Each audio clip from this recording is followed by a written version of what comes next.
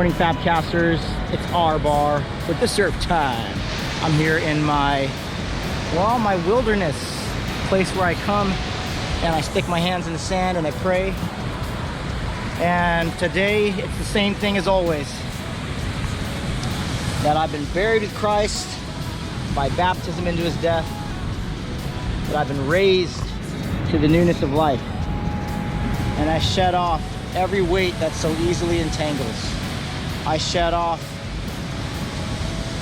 being mean to my kids. I shed off being critical of my life. I shed off being arrogant and prideful and boastful. I shed off every weight that so easily entangles, and I fix my eyes on Jesus, the author and perfecter of my faith, who for the joy set before him endured the cross.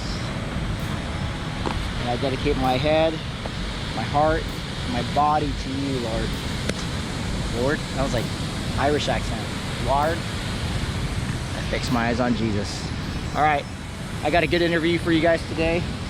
My buddy Jared, he's paddling out right now, so it's gonna be good. GoPro, stop recording. Look at this. This is where I get centered. Literally, like centered. See? Standing on my wave storm or storm blade. But out here, man, this is just like, there's nothing like it. I'm immersed in God's creation.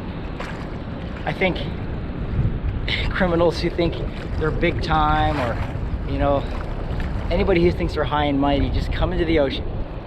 Just for a second.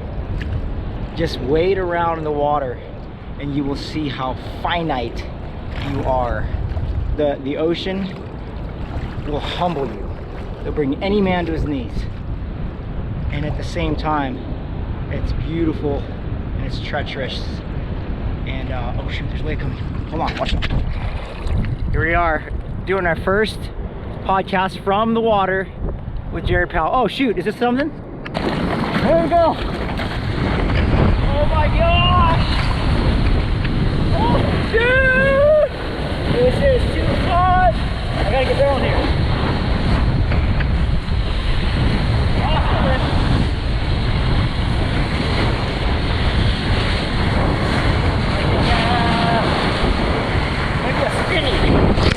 All right, let's talk about what's it like to be an Enneagram 7. It's a little tiring because you're always pretty busy. Oh, hold on. Oh, never mind. This is gonna be like it's gonna be one of those. You've never had a podcast episode where someone says, "Hold on," one second, they leave the room. There'll be a lot of editing on They this. leave the conversation. No, this is uncut. Yeah, Enneagram 7. The best part about you being an Enneagram 7 is, I wasn't sure if you were asking me to hold it. No, I'm sticking it. Yeah, there's too much to do and so little time. And we tend to tire people out. And wait, hold on. And there's a wave coming. This is the only time you can leave a conversation in the middle of something and it's okay. And it's universally understood that there's no disrespect in ignoring people. Now, if you're, I went to a counselor one time and then he was checking his email during our counseling session. That's not cool. That's dirty. Yeah. Nothing says I don't care about you or your health. Yeah. Like, he was staring at his computer and I was like, "Are you busy right now?" I love that. I mean, it was free, so what am I gonna do? Complain? So, anyways. It cost you something. It cost your time. Yeah. And 2 of 7 times everything. Yeah. What is the Enneagram? It typecasts people into certain personality types that are pretty darn accurate. But yeah, I think it's like a pretty ancient thing that kind of keeps coming back around. Yeah, it's hip right now. It's hip. Which, yeah, I think I'm down for it because anything to help better shoot, understand yourself. Outside. Hold on. And we're back. Sorry for that, what was that called? A break? Commercial break? Commercial break? Enneagram. Enneagram 7. Yeah. Oh, wait, is this something? No, this is gonna be. Oh, look at that. That could have been. That could have been. Hey, different topic. One time this gal at our church, she goes, Why do you surf? That's such a waste of time. You just sit out there. What's your response to that? Yes, you're right. Don't surf. Never do it. Sucks. There's nothing fun about it. It's not even enjoyable. Yeah. Like I'm depressed. I'm depressed right now. Yeah, it's more like an addiction to like crack cocaine. Like you think it's good, but really it just kills you. Destroys your life. All right. How does the Enneagram help us in our marriage? Ooh, in your marriage? Well, okay, so there's a couple cool things about the Enneagram that I like. One is that it talks about like what your like kind of default personality type is like. But then it talks about like how you go, or where you go when you're in stress, and then where you go when you're in health. So you can look at other Enneagram types and realize that, so for 7s, because we're all over the map like a toddler or wild monkey, we're the most healthy when we're more like a 5, when we're more introspective, we're more processing. What's thinking. the 5 called? Investigator, okay. I believe. And 7 is called the Enthusiast. Crackhead. But when we're but when we are when we're stressed, we become 1s. And a 1 is perfectionist. Oh. Because we can't. We try to control our world and we freak out about how wild we are. And so it helps out in your marriage because you can identify where you're at, how to be healthy, how to respond maybe a little bit. There's also cool connections of having empathy for your wife.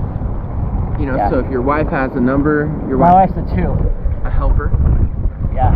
My wife's a 1, a perfectionist.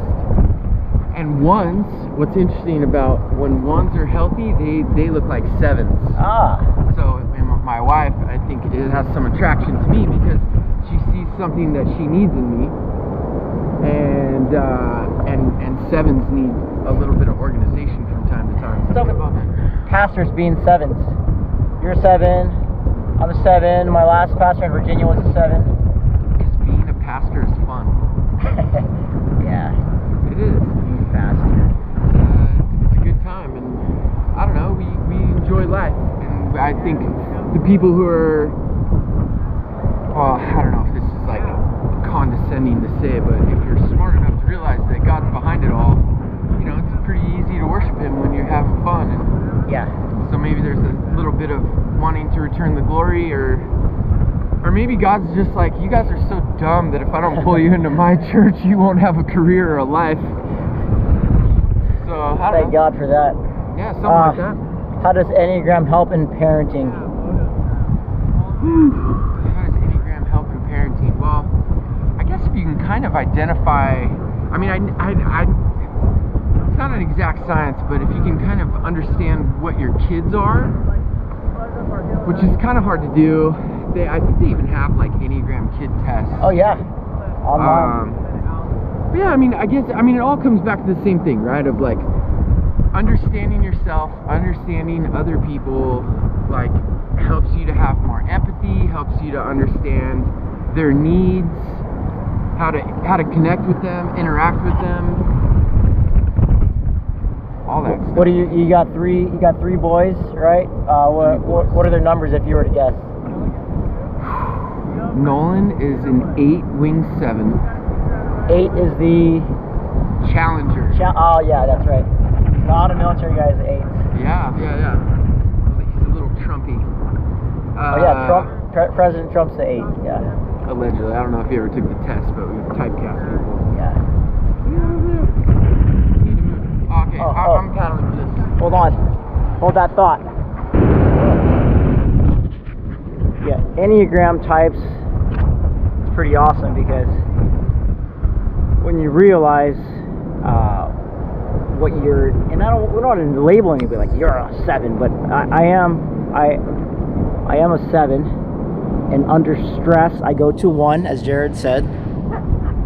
And for me, that perfectionism looks like, why can't you do it like me? Why can't you be like me? Why can't you load the dishwasher like me? Why can't you do the laundry like me? Like, it gets out of control real quick. So I have to realize that I'm under stress and going to that unhealthy place, I confess it, preferably before my wife. I say, babe, I'm off here. And then I thank God for his forgiveness and I carry on. Rinse and repeat. Oh shoot, wait. Hold on one second.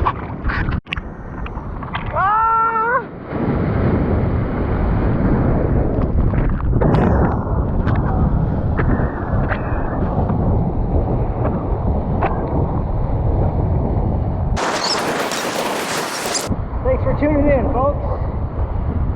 I'd like to say thank you to my sponsor, Fast Jagger 808, for my wetsuit, and thank you to my other sponsor, Jason Lagaska, for my storm blade. Peace out, folks.